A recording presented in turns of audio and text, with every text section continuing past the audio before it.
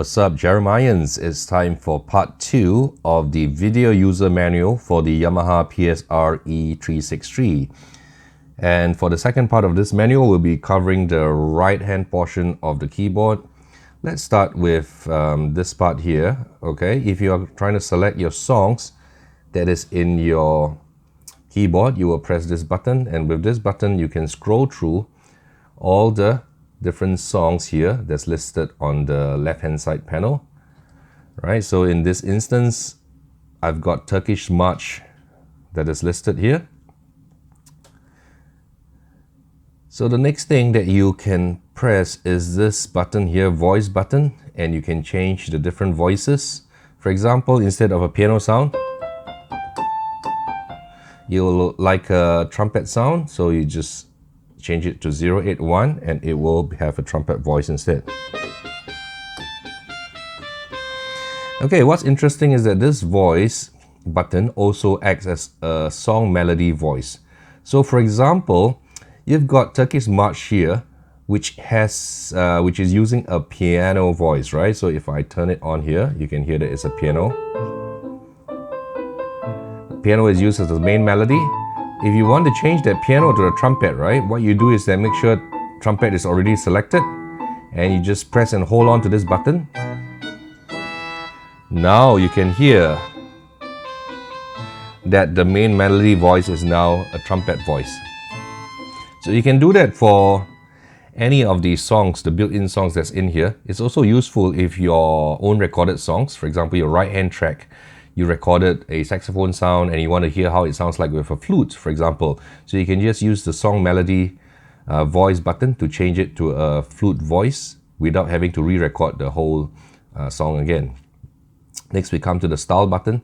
After you press this, you key in the corresponding numbers on the keypad here, right, with the styles that's listed here, and then you will be able to play the styles. So in this case, let's say I'm pressing 003 for the cool 8-beat, and when I press start, it will feature the cool 8-beat voice. Next, this is a very handy portable gram button. Right, if you're only using your keyboard PSR-E363 as a piano, you just press this and it would just default to a grand piano sound for you to use, right? Next, we have reverb. What is reverb? Reverb is how spaciousness, the spaciousness of the sound. How spacious does your your voice sounds? So we have the PSR-E363 has a total of 12 reverbs from hall 1. So you can imagine your instrument in different kinds of halls, even in a cathedral, or the spaciousness of a small room, or a big stage, as well as a plate. Number 13 would be to have no reverb at all. So without reverb, you will get a very dry sound. Whereas if you had a stage 2, for example, you get a more spacious sound. You can hear that it lingers, the decay is a lot longer.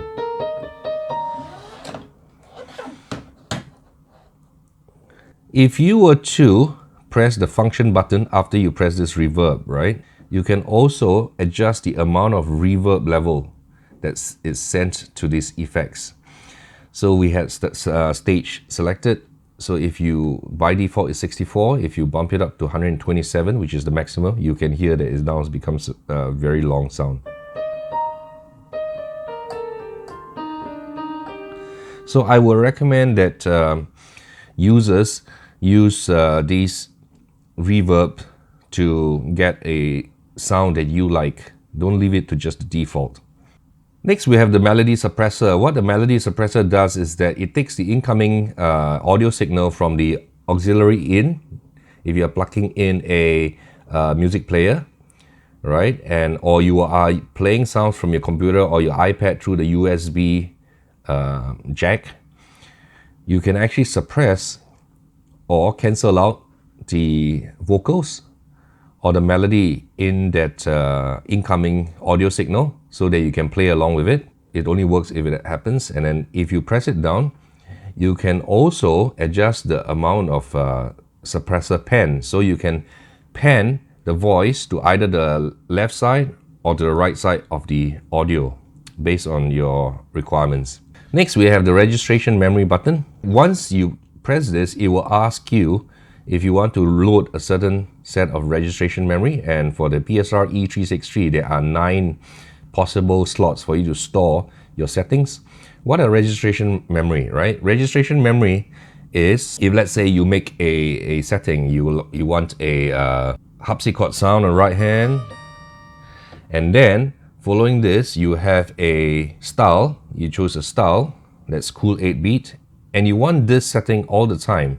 What you can do is store the registration memory into a bank. So in this case, if you were to press and hold down memory and press your desired number, 1, 2, 3, 4, 5, 6, 7, 8, 9, any one of them, I'm going to store it into 8. If you look at the screen here, see, it would now be stored into 8.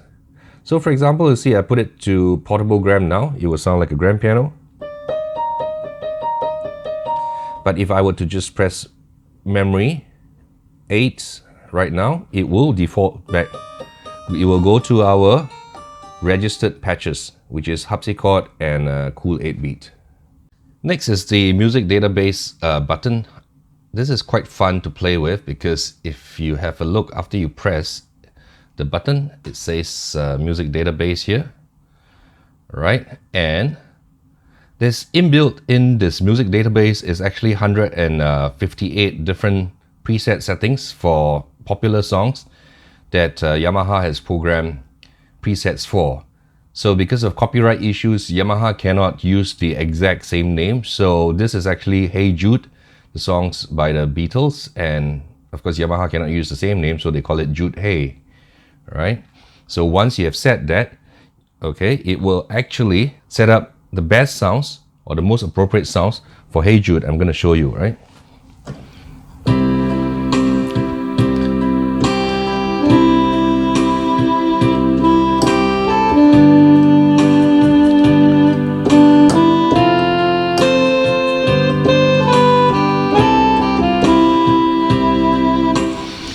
Alright, so you see that was a very quick way to be able to play Hey Jude. And then if you move to the next one, it says jumping. So if let's play a game, what do you think jumping means? I'm sure you may not be able to guess, not all can be able to guess, but anyone who listens to Van Halen's Jump, the song, right? That is the setting for Van Halen's Jump. So let's have a listen. So the best thing about this music database is you do not have to know what sound to set. It has already been preset for you.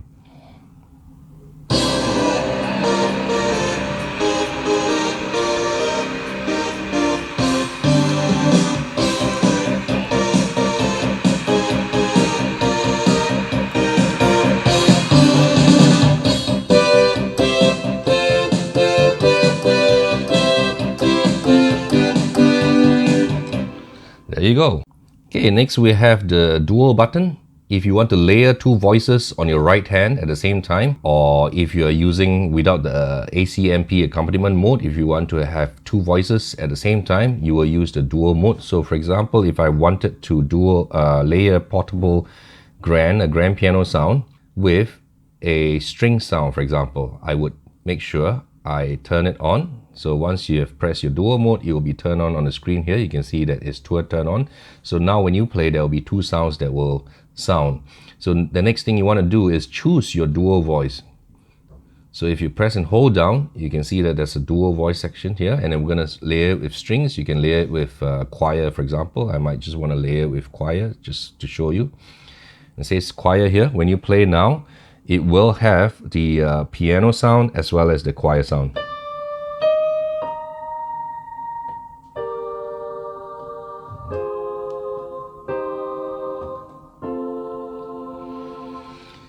Okay, the next thing is the split function. If you want to have a different sound on the left hand, right, at the split point, and the split point can be specified, I will show it to you later on. So if you turn on split, and you can use split and dual voice at the same time, which means that your right hand will have 2 sounds, and your left hand would have the split voice going on that you've selected. Let's say my split voice, when I press and hold that, it allows me to select a voice for that. I'm gonna choose an organ. And so the left hand right now has been configured with a pipe organ sound, and the right hand is with the piano and the choir.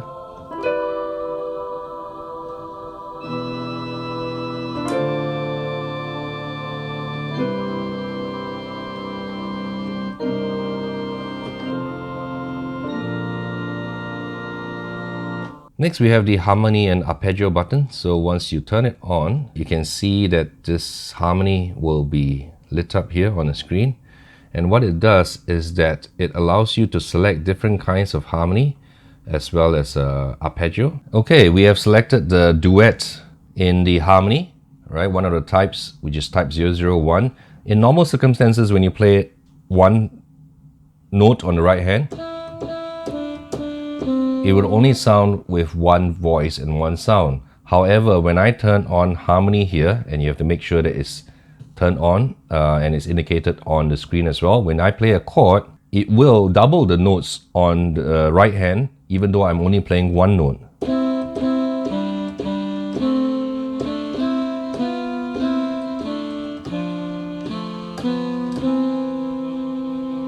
I can also switch to a different type. I can switch to trio. If it says trio, it will play 3 notes instead of 2 notes, instead of 1 note.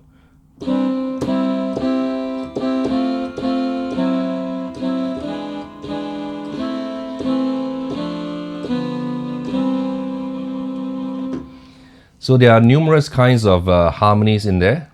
Next, we will go into the arpeggio. In the harmony button, if you scroll through all the different kinds of harmonies and arpeggios, you should explore and find what is suitable for the music you're trying to create. And in here, I have selected 031 of the harmony arpeggio button, and it's calling up the synth arpeggio 2. I have got the saxophone sound loaded on my main voice, and if I were to press down the note, you realize that it will play an arpeggio or a pattern, arpeggiated pattern based on the note that I play.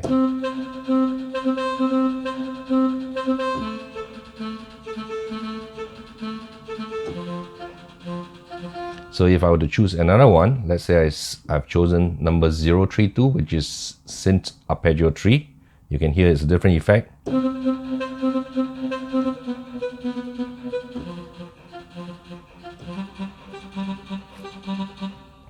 The final part of this video user manual is how to access all the functions, the 48 functions in the function menu. And I will go through with you all 48 functions so you will know that what all the 48 function does, right? Here we have function 001. Function 001 is for you to adjust the volume of the style, how loud you want the style to be. The loudest will be 127 and the softest, lowest volume will be 000, right? So sometimes if you're playing a style and you realize that nothing is coming out, you will just want to check that your style volume is bumped up to 127.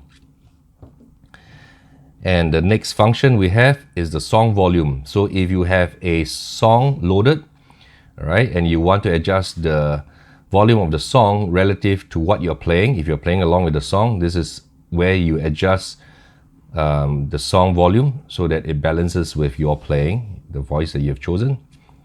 Next one is the auxiliary in volume. So if you have plugged in a music player into the auxiliary in port and you want to adjust how loud or how soft that music is coming in because you might want to play along with it, this is where you adjust how loud or how soft it is.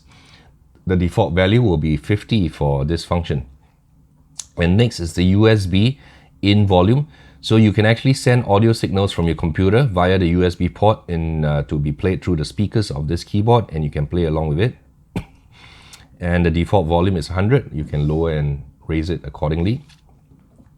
Function number 5 is transposition.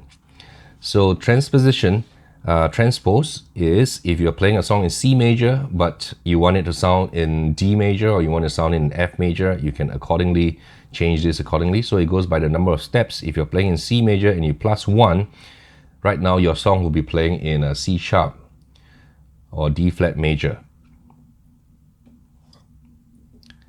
Next we have function number 6, By default, this keyboard is tuned to 440 Hertz. However, you can change it if, for example, you're playing with someone else who has an instrument that is out of tune, and you can change the tuning so that whoever you're playing with doesn't have to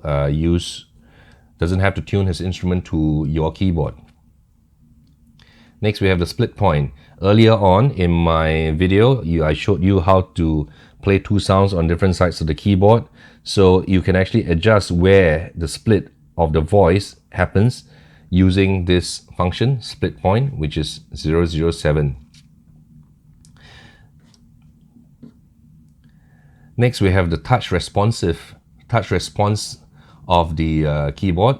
And there are actually three different levels from soft touch. So if you have a softer touch, you want to adjust that.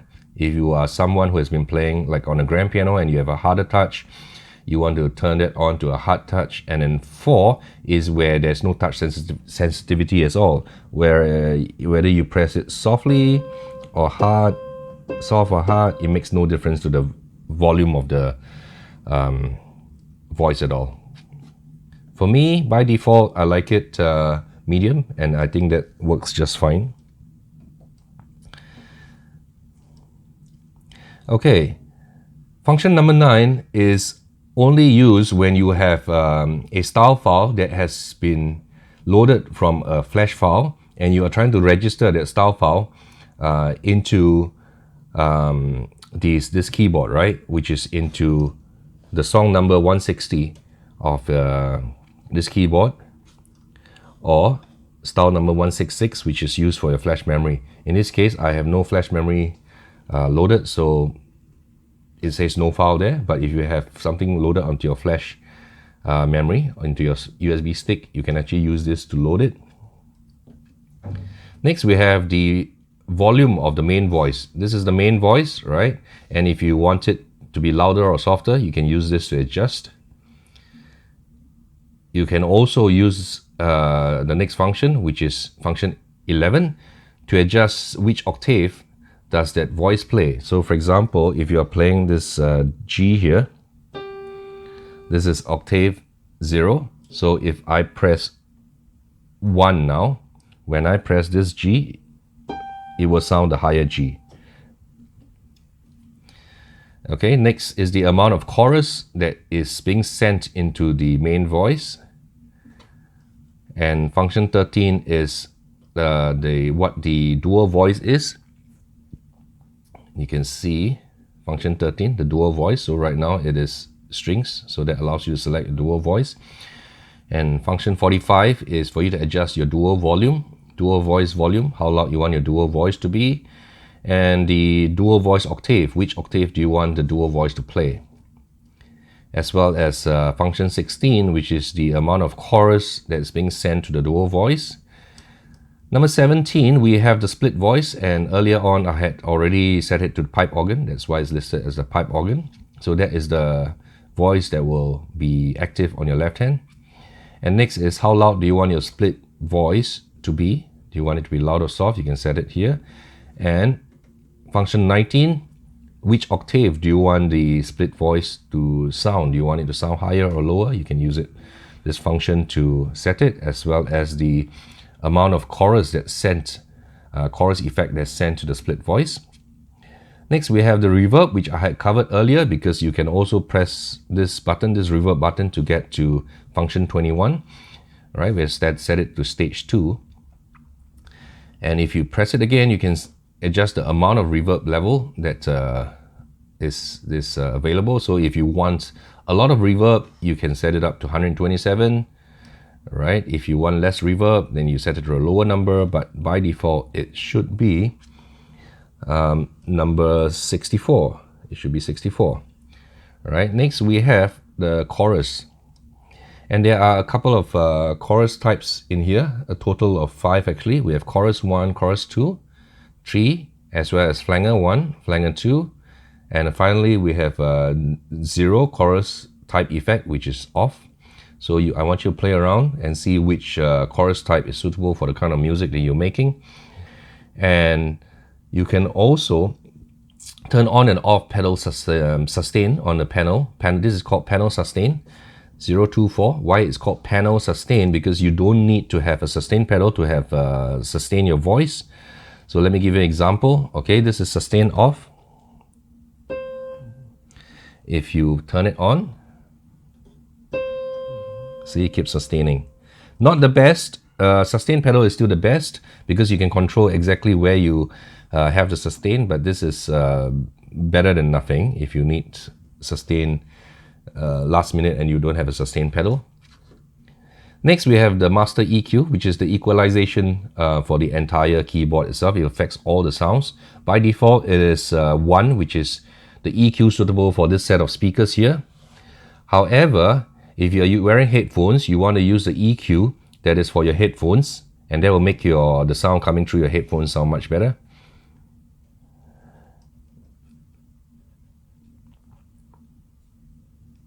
And the third one is if you want it to sound much louder, you can actually use number 3, which is boost. And fourth, if you're only playing this as a piano sound, you want to use the number 4 EQ.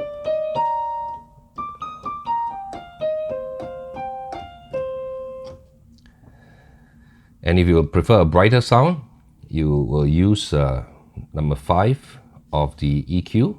So it allows you to cut through much better if you are playing with a band. If you're playing on your own, you might want to use a mild EQ. This voice output function,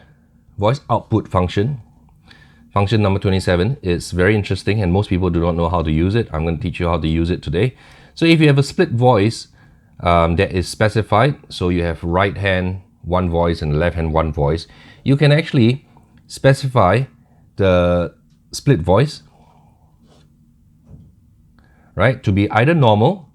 So this will only appear if you have split voice on or dual mode on, right? So split voice. Normal is where the right hand sound and the left hand sounds will come out through both the speakers equally.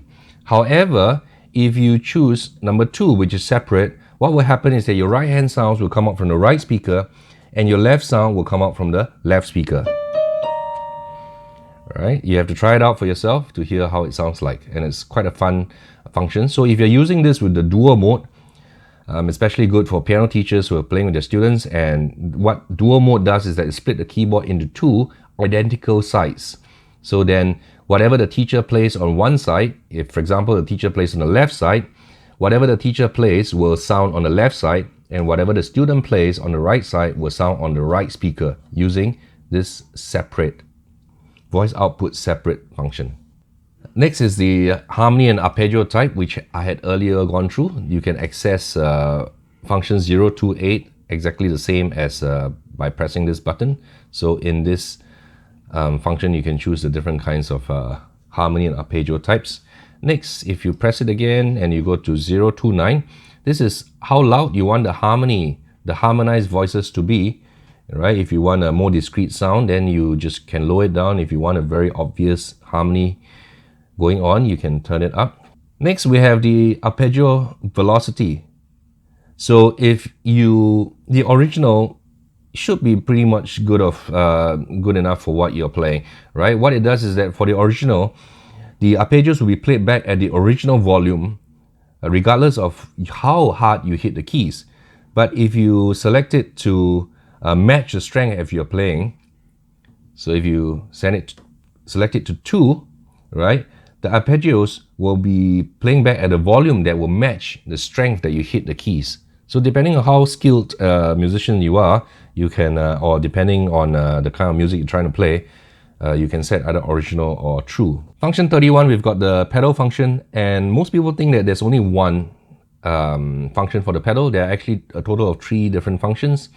One, you can have the pedal act as a sustain pedal, and the next one you can do is that act as a arpeggio hold, which means that after you hit the right hand key and an arpeggio is playing, even if you lift up your hand and you hold on to the pedal, the arpeggio will continue to play, which is very useful if you are a DJ kind of musician, and after hitting the arpeggio, you want to play around with the different knobs and choruses and reverbs. So this is a very useful function if you're doing that. Next is hold and sustain. So what this does is that this can also hold a chord on the left hand as well as sustain the sounds on the right hand if you're using with ACMP or accompaniment. The next function we have is local. Local control is when you are using the keyboard here with MIDI, and what it does is that it allows you to specify whether is the keyboard controlling the MIDI generator or is the MIDI generator or another keyboard controlling the PSR-E363. Next is external clock. Again, this is another MIDI function. What it does is that if you set external clock to on, then the timing of this PSR-E363 will be synchronized with the external keyboard or your computer. This initialization send, when you press send, it will actually send the initial settings of the keyboard as it is factory default to your MIDI instrument on the other side. Right? You can see that when I press yes, it was sending. So it was sending the initialization, the entire settings of this keyboard to the other instrument. Next, we have loop back. If you're using your USB to host, to input the audio sound into the keyboard, right? This loop back, you can specify whether the performance played on the keyboard, on this instrument, will be looped back to the computer. It really depends on the kind of scenario that you're trying to do. So you really want to play around with this. Next, we have the time signature of the metronome, which I had covered earlier in part 1, so you might want to have a look at that. And function 37 is the denominator of the time signature, which is the lower number of the time signature. Next, we have the metronome volume, how loud or how soft you want the metronome to be. Okay, next we have function 039, which refers to the lessons, right? Lesson part of the keyboard. And we have R part here. If you have loaded standard MIDI files, the right hand part that you want to learn along with may not be on track 1. So this allows you to specify on which track from track 01 to track 16, which track is the right hand part. And this is for you to specify which track is the left hand part when you are using the lesson function on the keyboard. Next is your tempo. When you set it to on, which is what it is here, okay, the song tempo will wait for you as you're playing. So it will wait for you to play the note, the correct note, or one note before it moves on to the next note. So the tempo will not keep going on. If you turn it to off, right, it will not wait for you to play the note and it will just keep going on at the fixed speed. Next, we have guide. Guide is whether the keyboard here will sound a guidance note that you are supposed to play next when you're using the lesson mode of the keyboard. So this only applies to the lesson mode. So if you don't need the keyboard to sound a guidance sound before you press the note that you are supposed to press, then you can turn this to off. Okay, next is the demo playback group or the song playback group, which is the same as pressing and holding the background music function of this keyboard. So if you want to repeat all the demo songs, you choose this group. If you want to repeat all the preset songs, you will choose this group. If you want to repeat all your user songs, which is the 5 user songs, you will choose this group. If you want to repeat your downloaded song, which is in 160, track 160, then you would choose this. Next is the playback mode. So you may not, for the demo song lovers out there, you may not want the keyboard to sequentially play track 1, track 2, track 3. So you can actually choose random. So it will randomize the playback order of the song. So it might play like track 3, track 1 before track 2. Okay, next is the auto off. For auto off, you can specify how long it is before the keyboard turns off if there's no activity from the user. Next, we have the battery types, which is the final function.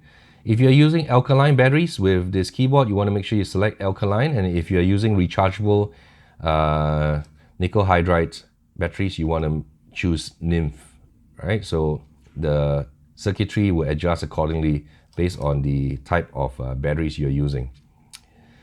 So that's all for the user manual number 2. And that's the final one. I hope you enjoyed it. And if you like my videos, give it a thumbs up. Make sure you subscribe. And I'll see you again soon. Bye-bye.